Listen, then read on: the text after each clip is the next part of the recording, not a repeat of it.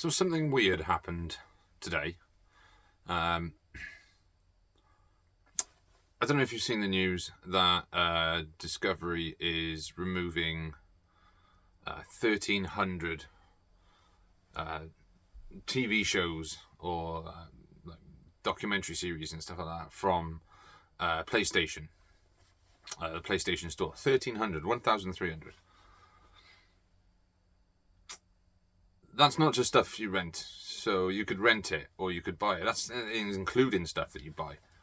So if you've bought a load of seasons of Mythbusters, I think that was the one they were using, because there's like 7 or 8 seasons of Mythbusters, and you've bought each season digitally on the PlayStation Store, you can no longer access the films or the TV shows, the episodes that you purchased, because Discovery have decided to remove completely. Which going back to the whole physical media versus streaming thing, it's messed up. But there's also that I told you so sort of mentality of people who are championing physical media against digital. The other thing is, I was going through my TiVo box. Now, I don't generally have my TiVo box on because I don't tend to watch a lot of television anymore, because 90% of the television programs are crap. Most of my time spent is either playing video games, watching movies, or watching YouTube videos, because let's face it, it's 2023. We've all got the attention spans of ants, so 10 minutes is enough, 20 minutes is enough, 30 minutes is enough. But it got me thinking while going through the TiVo box and going through all the films that I had recorded off Virgin Television and certain channels I'd recorded films from. And it made me think about the old days of like Film 4 World and Film 4 Extreme. And how the films that you might have been able to record, which is where I saw a lot of like the world cinema films and extreme horror movies that I kind of fell in love with. But going through it, I found some films that were on 2 channels. The first channel was TCM, Turner Classic Movies, and the other channel was called 5 Spike. Now I was like, I haven't seen that film yet, I'll just watch that. You can't watch that film because the channel no longer exists. Alright, let's see what's on TCM. You can't watch this film because TCM no longer exists. Now, I know I haven't paid for these films. These are just films that I've recorded from television channels onto the TiVo box so I can watch at another time. Now, I'm not saying like TiVo's terrible, because there's still a huge amount of films on my TiVo box that I've recorded that I haven't watched yet. Because like I said, my TiVo box is usually off. I tend to be watching DVDs and Blu-rays 90% of the time. But it had me thinking about the cost of owning a digital library compared to a physical library. Now, yes, I know that if you buy like SureScope from Arrow, you're getting a decent box set, I guess. They're films that you can't necessarily get on streaming. You can't really watch the Shaw Brothers classic martial arts movies on streaming. I don't even think they're on the Arrow streaming platform, which again, that's more cost on top of it all stuff already. But I thought, like, there are films that I love. There's genres. I love different types of genres of films, but one of the genres that I love is 1950s and 60s science fiction. I've talked about it on podcasts in the past. I've done write-ups, I've done reviews and stuff. But then I was just like, I wonder, is there any chance that any of these films will be on any of the streaming channels? So I did a bit of research.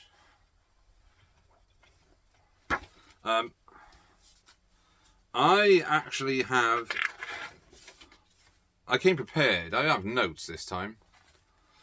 So, when I was looking for science fiction films from the 1950s and the 1960s, I went to Netflix, Disney Plus, and Prime Video. I was going to check Paramount, but the Paramount app on Prime Video is horrendously bad and doesn't basically give you half the shit that's supposed to be on there, so you have to search for it. So I went to Netflix. First time I went to Netflix, the first streaming service I went to was Netflix. Netflix search option. Netflix, I typed in, well, I thumbed in with my remote control. Typed in 50 science fiction. It gave me 0 results. In fact, it recommended Seinfeld. I don't know why it recommended Seinfeld, but it did. Even though I wasn't looking for Seinfeld, I was looking for 1950s science fiction.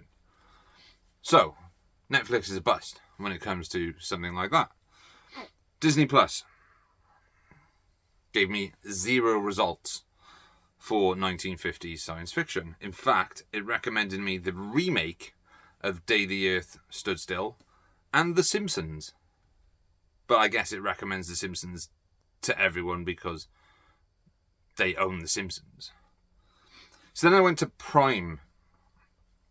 Now, Prime had more options. It had more results. In fact, Prime had 10 results for free on under 1950 science fiction when I just searched for it. They weren't very good. They were more the lower end of the B movies than the top end of the B movie. Not exactly an A movie, but slightly worse than a B movie, but not the dregs of Hollywood era. The best one that they had for free on Prime was the original Quatermass Experiment. That was in HD. That was free. And I skimmed through the picture quality, and it looked pretty good. I have yet to get that on Blu-ray, but I do have the DVD. It also had Quatermass 2, sorry. So it had the Quatermass Experiment in high definition for free, and included in Prime was also Quatermass 1. Or Quatermass 2, sorry. So I selected Quatermass 2, and it came up saying this film is unavailable. So, what's the point of advertising it on there? So I decided, you know what, there's not a huge amount on there. There's 10 options if you want to watch some classic sort of lower end B movies, or you could pay for the higher end 1950s science fiction movies. So I did a search of some like classics, and the results are basically you have to pay for everything. So the idea is to compare the cost of a digital version of a film from 1950s and 1960s to the price of a physical release, and see how much you lose or you save. So I have got 5 Blu-rays, but I have listed multiple, more than 5 films. So the first one is When Worlds Collide. Now, When Worlds Collide is a great movie. 1952 or 1951, I think it was made. Has some great special effects from that era. Like, in fact, some of the best special effects from that era. Some gorgeous matte paintings and stuff. I have the When Worlds Collide on Region 1 DVD. It's currently in storage. And I do know that the When Worlds Collide was released on Blu-ray, but it was released with War of the Worlds, which is in 4K, but When Worlds Collide is in just standard HD. To rent it is £3.49. So £3.49. That was the average price of a new release rental when you went to a video shop. So you go to Blockbuster Video on a Saturday night and you wanted to rent, I don't know, Batman Begins. It's £3.49 for one night. I mean, you could buy When Worlds Collide for $5.99 in high definition. But bear in mind, this is the digital version, so it's in high definition, but it's not true high definition because of bit rates and compression and stuff like that. So $5.99. It's a reasonable price, I guess. Then there's The Earth Dies Screaming, which is I think it was a Terence Fisher movie from like 1961, something like that, 1962. Again, you can rent it for $3.49 or buy it for $5.99. Probably one of the better known like classic 1950s golden era science fiction films is Earth vs. the Flying Saucer. Now, Earth vs. the Flying Saucer, you could buy it or rent it in two different versions. You could buy the original black and white version or the colorized version. Digitally colorizing classic movies is a no-go. You just don't do it. It's pointless. They always look weird. So, opting for the black and white version, £3.49 to rent, same as the others. In fact, all these films are £3.49 to rent. But to buy the digital version of Earth vs. the Flying Saucer is $7.99. Forbidden Planet. Now, I've mentioned Forbidden Planet multiple times. It's a fantastic film. $3.49 to rent, $7.99 to buy the digital version. It Came From Beneath the Sea is slightly more obscure. I think this is the one which has the Ray Harryhausen stop motion animation on the sort of giant octopus monster thing. It Came From Beneath the Sea, $3.49 to rent, $7.99 to buy. And then The Terror from Space. Quite an important film in science fiction history when you think about it. Not many people really know about the film, but Ridley Scott's Alien essentially took the plot of The Terror from Beyond Space and basically used that film as essentially Alien is a remake of this movie. Again, this is $3.49 to rent and $7.99 to buy. Now, the last film that I've chosen is it's sort of like an end of the world kind of nuclear war, Cold War movie sort of film. It was directed by Ray Milland. It's called Panic in the Year Zero. Now, I own Panic in the Year Zero. I own it on a 2-disc, a single disc, flipper disc set, MGM Region 1 Midnight Movies release on DVD. Now, it came with The Last Man on Earth, which is the first version of I Am Legend. The second version was the Omega Man, and then we had Will Smith's I Am Legend. Now, if you wanted to rent Panic in Year Zero, again, like the other films, is £3.49. To buy it is $9.99. Now, this film has had a Blu-ray release in America. It was released by Shout Factory. I think it was Shout Factory, or it might have been Kino, I'm not sure. But it's definitely had a Blu-ray release. I think it's massively out of print now. But to rent it or buy it, you can only buy the SD version, standard definition version. So you can't even buy a HD version. And to own the SD version of a film that has a high definition print is more expensive than the other digital versions. So those are the films that I selected by going through Amazon Prime Video. So the 5 films that I have on Blu-ray that I've talked about, that I searched for on Amazon Prime, are The Earth Dies Screaming. This was released by Signature. Signal 1, not Signature. This is released by Signal 1. Fantastic print. Love this film. In fact, this film is only like 65 minutes long. It's very short. It's very good. It's very short.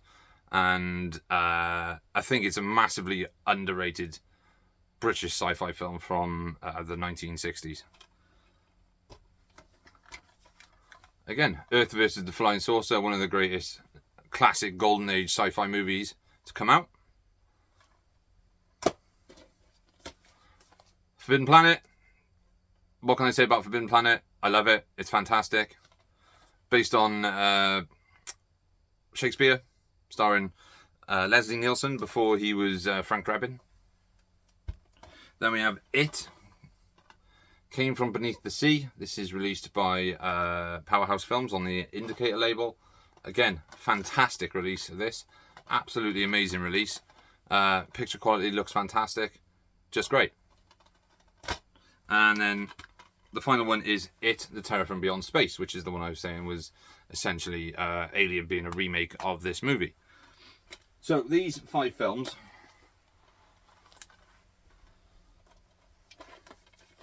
all have physical releases. So, comparing the pricing of these HD versions and how much I paid for these 5 films, if you buy the HD release of the HD version of all these films on Amazon Prime, it comes to a total of £37.95. Now, how much I paid for all the 5 of these combined was £34.13. There was a saving of £3.82. Now, I know people are going to be like, but what about shipping costs and that? I'm not including the shipping into that, because you basically have to pay shipping on everything. So you take that out, how much I managed to get these 5 films for on physical copy, hard copy, DVD, Blu-ray, with great artwork, special features and stuff like that, cost me less than if I bought 5 digital versions of the same films. I've managed to save £3.82,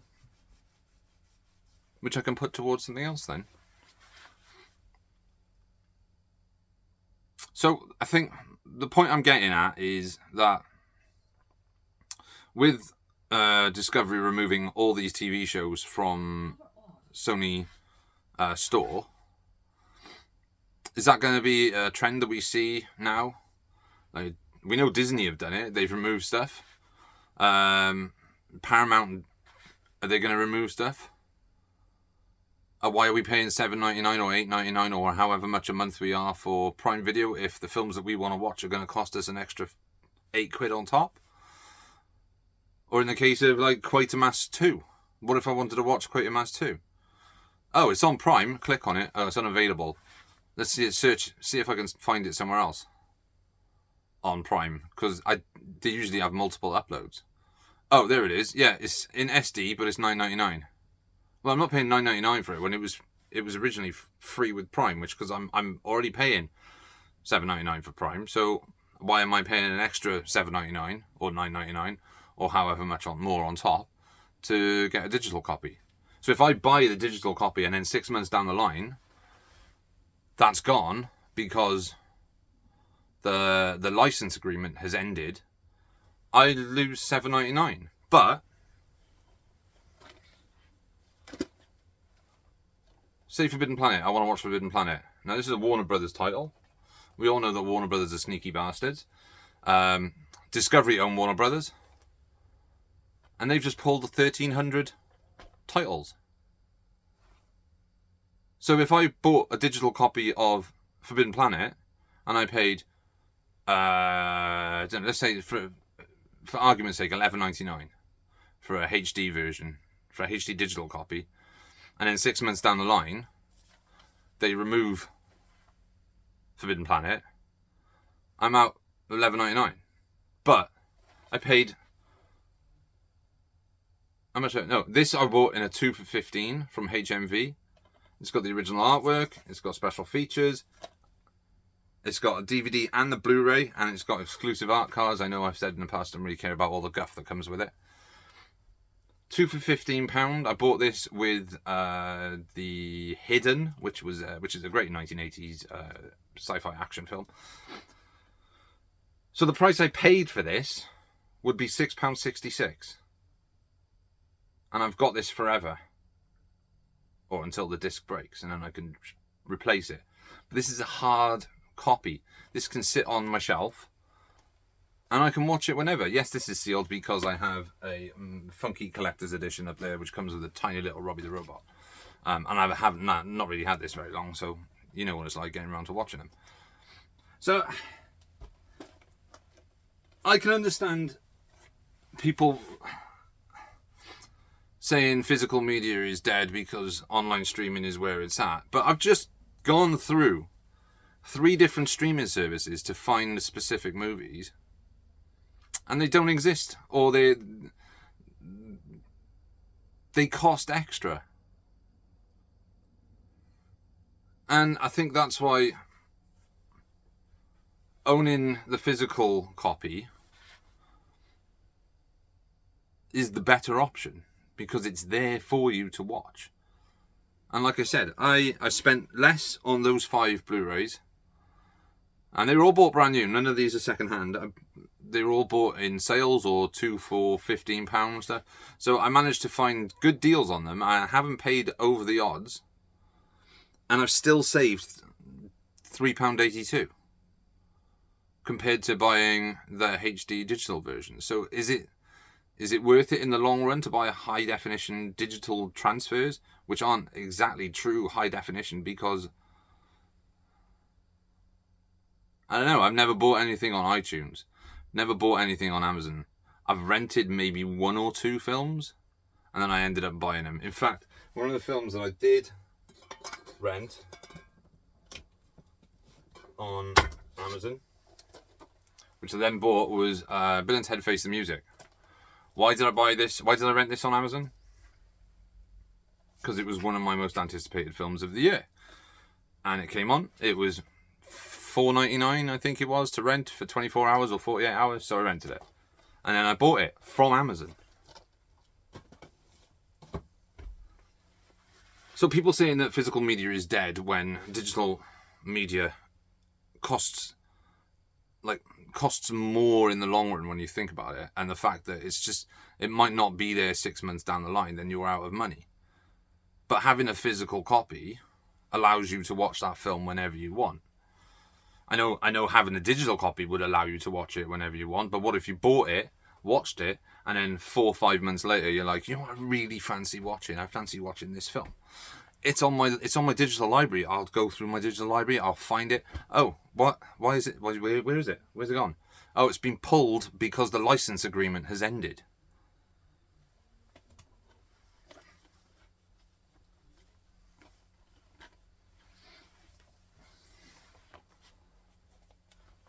These cost me £34.13 as opposed to £37.95 with high definition. So I've saved money by buying the physical copies. I just don't think having a digital library is worth it. I think it's a waste of money, because there's no guarantee that you're going to have that film again in 6 months' time. Whereas when I want to watch It, the Terror from Beyond Space, it's sat on my shelf. I can just take it off, put it in. I know a lot of people will, we don't have Blu-ray players. No, but a lot of people have Xboxes or PlayStations. Those are Blu-ray players. In fact, Xbox Series X and PlayStation 5 are 4K Blu-ray players. So there's no excuse. So that's just what I wanted to talk. That's what I was thinking about today. That's basically the gist of it. It's like,